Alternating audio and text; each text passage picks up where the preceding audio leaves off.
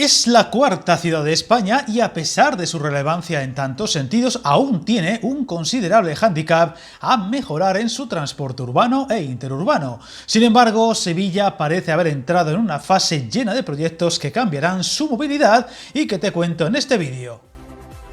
Suele ser la gran cuenta pendiente de nuestras ciudades más allá de Madrid y Barcelona. Sin embargo, el de Sevilla es bastante más peculiar, ya que está muy por detrás en transporte urbano sobre raíles respecto a Valencia o incluso Bilbao. Ciudades que, aunque necesitan mejoras y ampliaciones en sus redes, le llevan bastante delantera, aunque ahora, tras muchos años de incertidumbre y proyectos en el congelador, parece que hay decisión de cambiarlo, y tanto el metro como el tranvía, así como otros proyectos ferroviarios, deberían empezar a colocar a Sevilla en el lugar que merece, una ciudad de algo más de 680.000 habitantes, pero cuyo área metropolitana supera el 1,5 millones y que necesita, como el comer, extender y mejorar su red. Vamos a empezar por su ambicioso plan de red de metro, que en algún momento debería llegar a tener 4 líneas propuestas antaño y que ahora, con solo una en servicio, está en los primeros pasos al fin decididos para construir la segunda, que curiosamente será la línea 3. La que estas semanas ha dado al fin pasos decididos para acabar al menos el tramo norte, uno de los más esperados, al dar servicio a barrios muy poblados de la capital hispalense, uniendo Pinomontano con el Prado de San Sebastián, incluyendo talleres y cocheras, dándose el paso del contrato para la vigilancia del buen funcionamiento de las obras para evitar uno de los mayores males cometidos en la construcción de la línea 1, la única en funcionamiento que llegó a doblar su coste inicial, haciendo más difícil si cabe la idea de construcción del resto de líneas pendientes. Viajar en tren nunca fue tan fácil. En trenes.com encuentra y reserva tus billetes de Renfe, Wigo, Irio y muchos otros países europeos. Vive experiencias únicas a bordo y recuerda, si vas sobre raíles, está en trenes.com. El tramo norte de la línea 3 contará con una longitud de algo más de 7,5 kilómetros, comenzando en la zona norte de la ciudad junto a la carretera S20 en Pinomontano y concluyendo en la zona del Prado de San Sebastián, Huerta de la Salud, diseñado con doble vía subterránea en su mayor parte, una estación en superficie y 11 estaciones subterráneas, rozando los 9 kilómetros si incluimos talleres y cocheras, y que también formará parte del inicio de la futura línea 4 en el entorno de la estación Hospital Virgen Macarena. 276 millones de euros son los que ya se han destinado a contratos para la construcción de este tramo y que están en ejecución desde febrero del presente año, una parte solo de los 1.300 millones casi justos presupuestados para esta importante obra, cuya mitad costeará el Gobierno central y la otra la Junta de Andalucía, tras un convenio histórico de colaboración firmado meses atrás y que desatascaba al fin esta actuación imposible sin un acuerdo gobierno autonómico-gobierno central, y uno de esos ejemplos que demuestran que cuando las administraciones colaboran, todo es posible. Un presupuesto que se dividirá en los 8 años previstos de obras y ejecución, dividida en 6 tramos, calculándose que será una línea que tendrá hasta 13,5 millones de usuarios al año cuando esté terminada. Otra gran obra en marcha ahora mismo en la ciudad es la de la ampliación del tranvía, que ahora mismo solo cuenta con una línea de 2,2 kilómetros, eso sí, muy céntrica, y con la línea 2 ya en las últimas fases de trabajos para iniciar las pruebas en breve, un tramo que ha costado más de lo previsto a pesar de su aparente sencillez, con un recorrido de 1,4 kilómetros y que unirán Nervión y Santa Justa, y parece entrar en su fase final a pesar de los muchos problemas encontrados por el camino, pero con vistas a inaugurarse en 2024.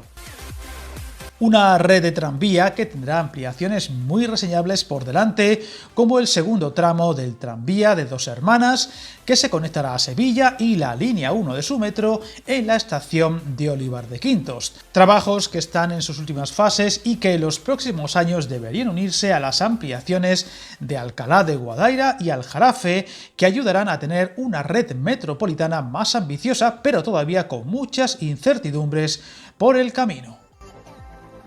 El caso del tranvía de Alcalá de Guadaira es especial al haber estado mucho tiempo en el aire a pesar de tener mucha de su infraestructura acabada o muy avanzada. Y por fin parece entrar en su recta final. Proyecto que supone la prolongación de la línea 1 del metro sevillano y que contará con un trazado de 12,5 kilómetros entre las estaciones de Pablo de Olavide, de la línea 1 del metro de Sevilla, y Monte Carmelo, ya en Alcalá de Guadaira. Ya licitados los últimos remates como la señalización y electrificación de los diferentes tramos, aunque todavía con cosas pendientes como las cocheras y talleres de este sistema tranviario, por lo que todavía es difícil poner una fecha para verlo al fin en servicio.